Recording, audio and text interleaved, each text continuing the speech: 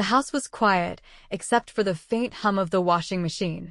Emma stood by the kitchen window, holding a cup of cold coffee, staring out at the serene backyard.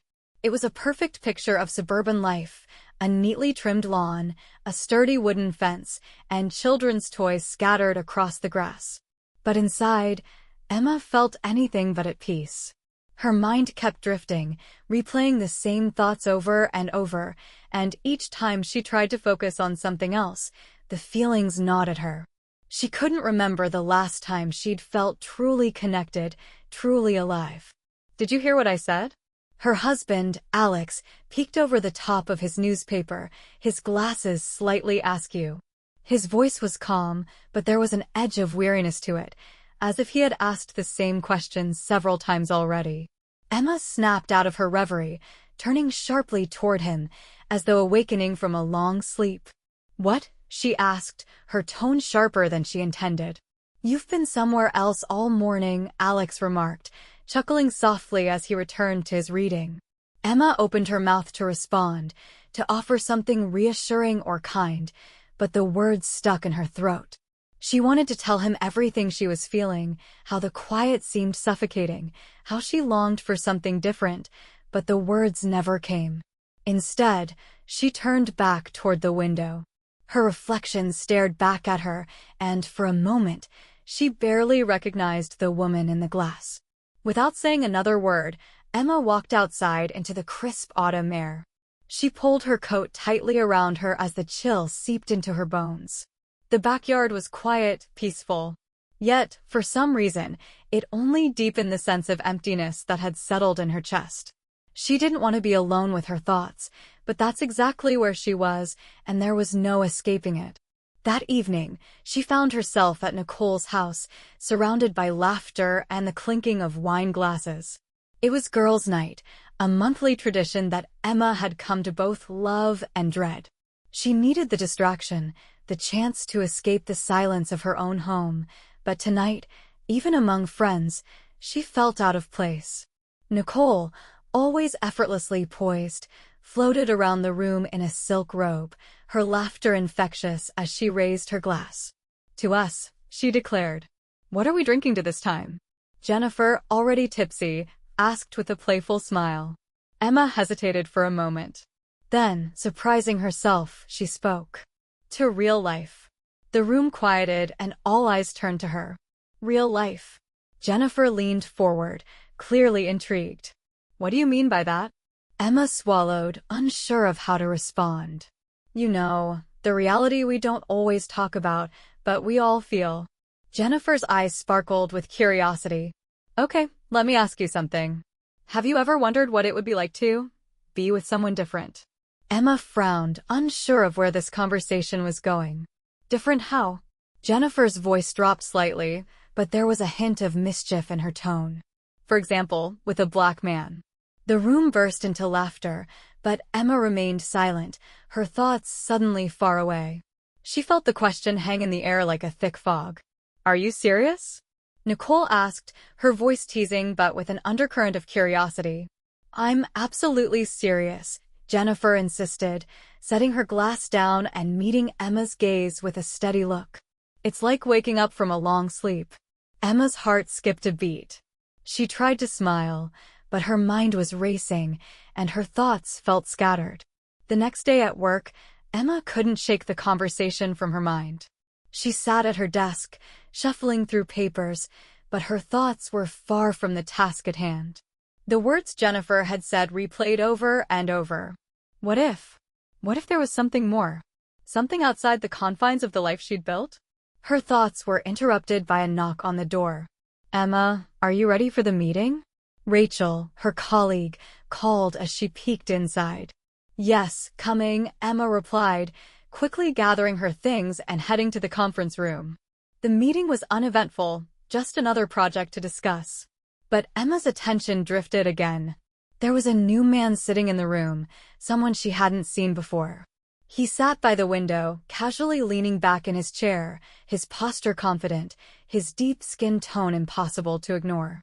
There was something about the way he carried himself, something magnetic.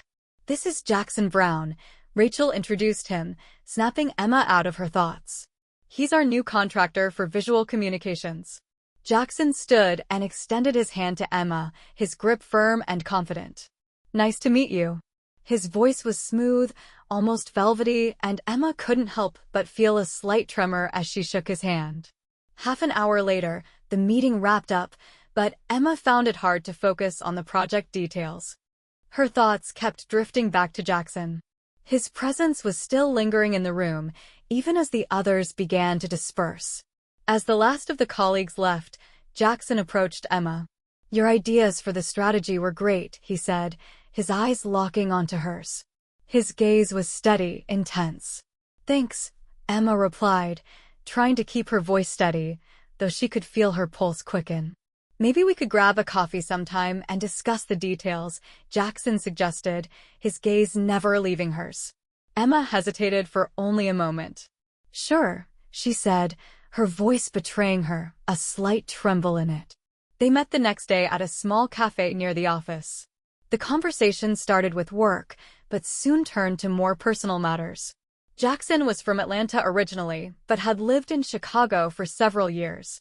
Emma found herself drawn to him more than she expected. You know, Jackson said as he leaned in, his elbows resting on the table, I think you're underestimating yourself. Why's that? Emma asked, laughing softly. Because your eyes say more than your words, he replied, his voice softening. Emma's heart skipped a beat.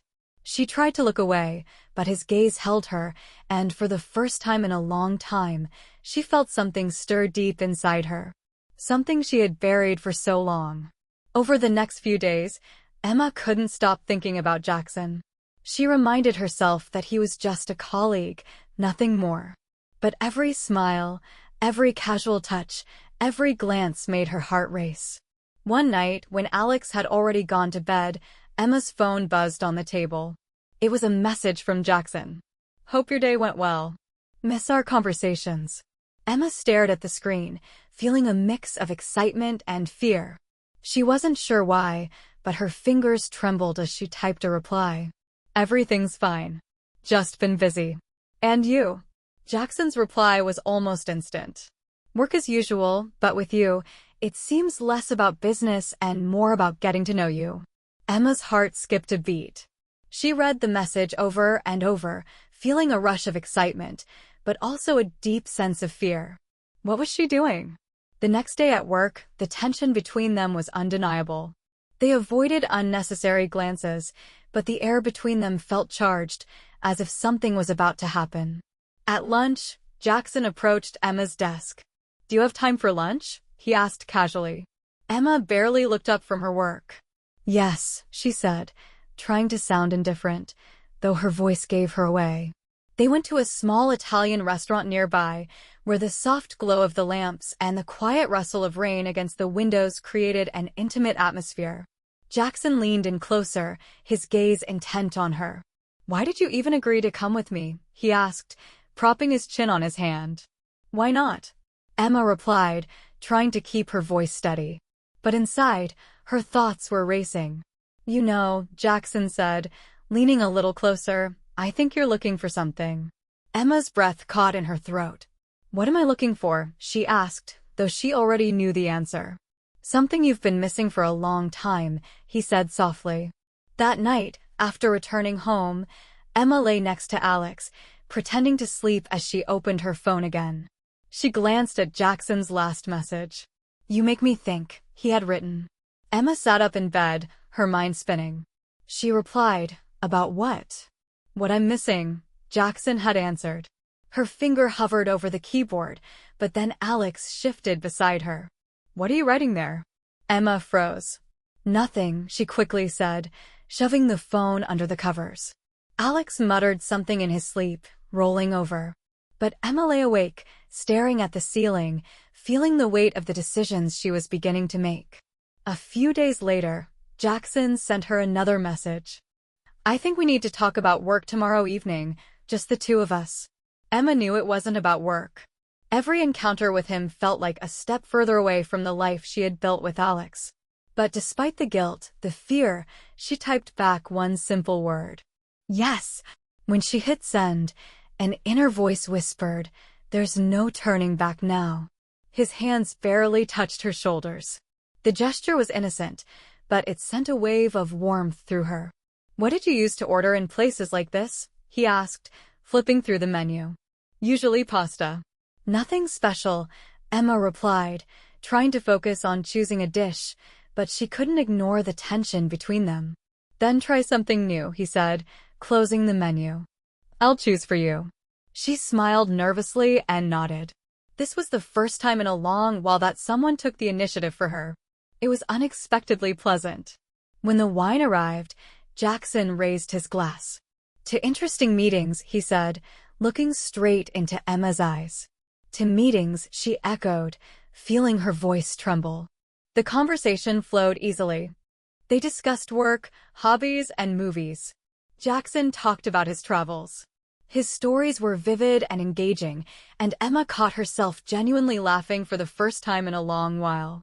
"You're amazing, you know," he suddenly said, leaning in slightly. "I noticed that from the first minute." "Don't exaggerate."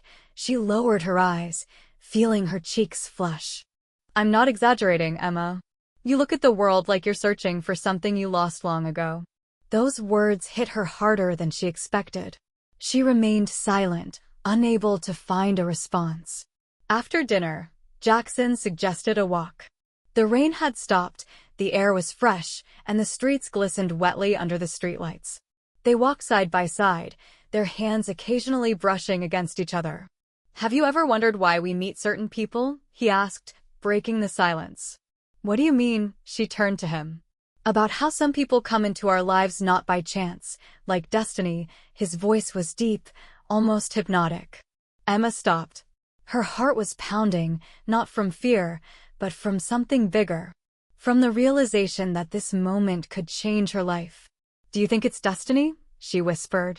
Jackson stepped closer, their faces just inches apart.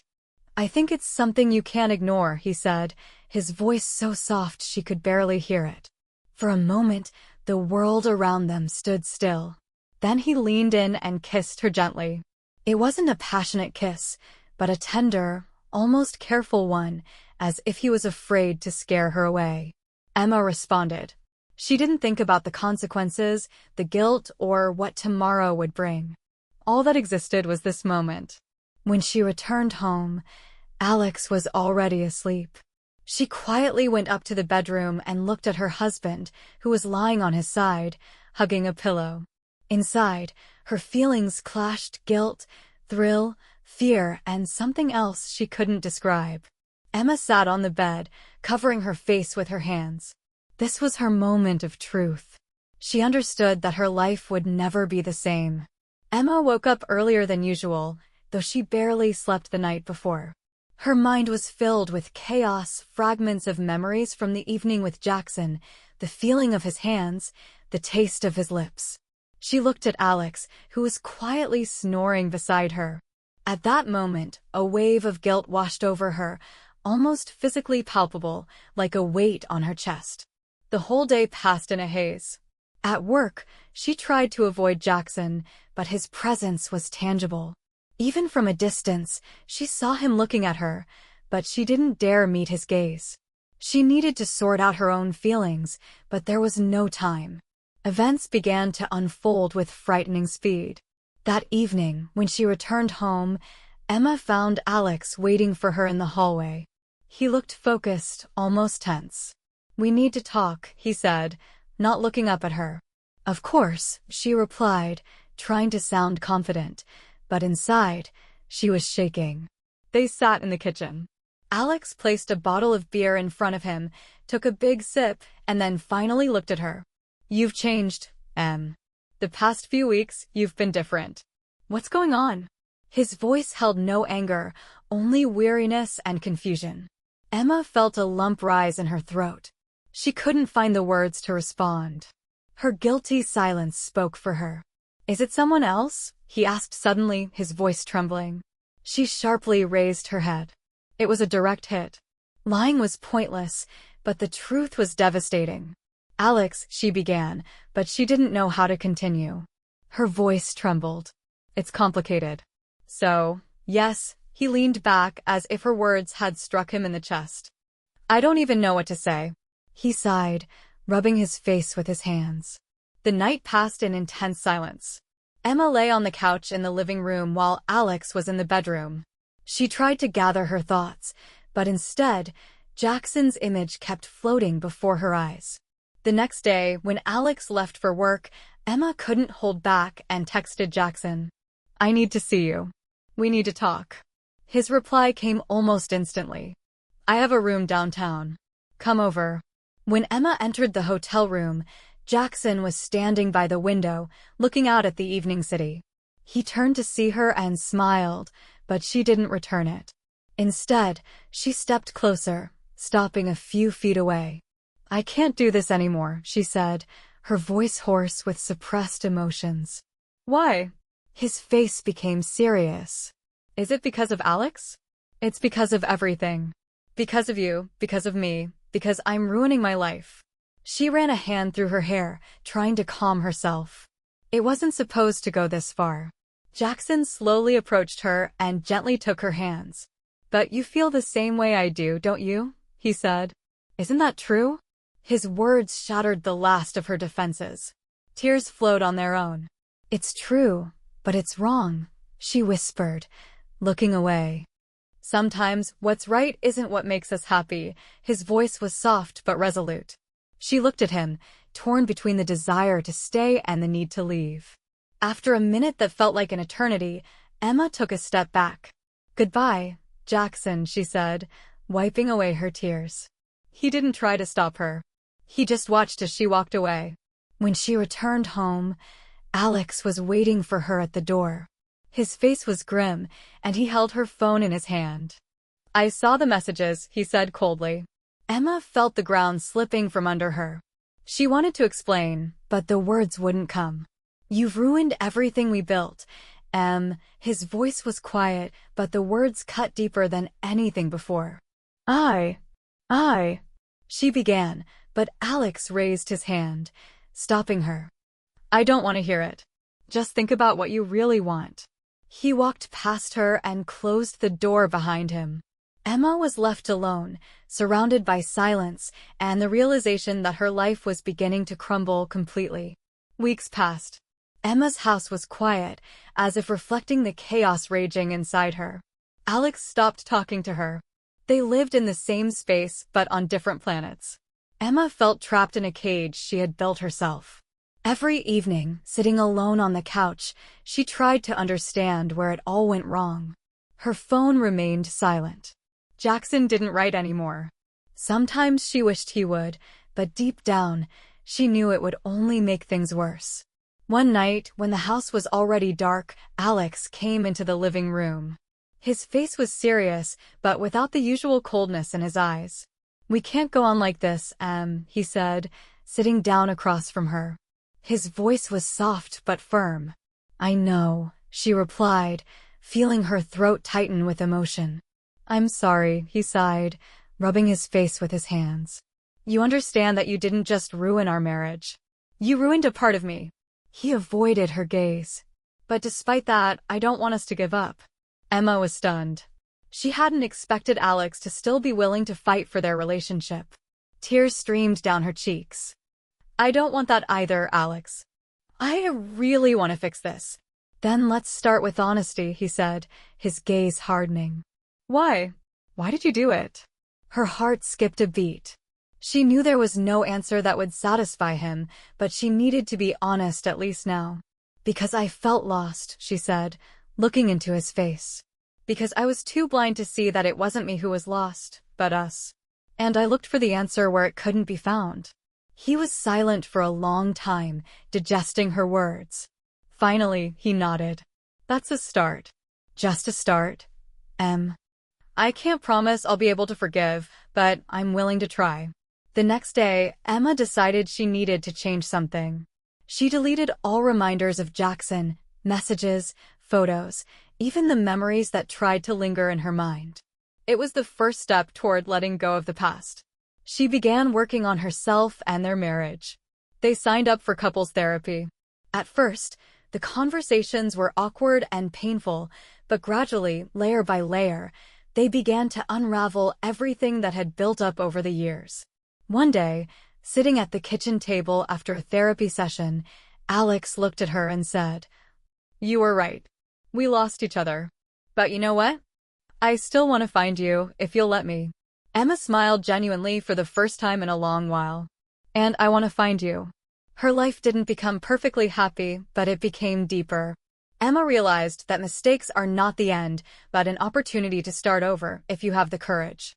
Jackson remained a part of her past, someone she sometimes remembered with sadness and gratitude, as the person who showed her she was capable of feeling. Now, she was focused on the present, on Alex, on their future together. And though the path was long and difficult, Emma knew it was the only right path for her. And she took a step forward.